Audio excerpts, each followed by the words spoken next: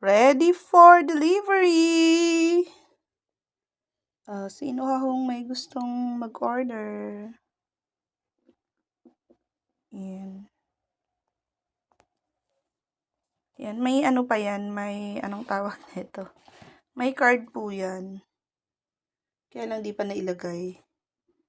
So, yan. So, ganyan ho ang tsura niyan. Nakita naman ninyo kanina nung nag-pack tayo. So, yan. Lalagyan natin ng Happy Valentine's. Ganun. So, sa may gustong bumili. Ayan. Ready na ho. Ito kasi maliliit lang to. So, kailangan nyo, mayroon kayong lagayan sa bahay nyo. Same as to yung red na yan. Ito kasi, parang pa-freebie na lang yan.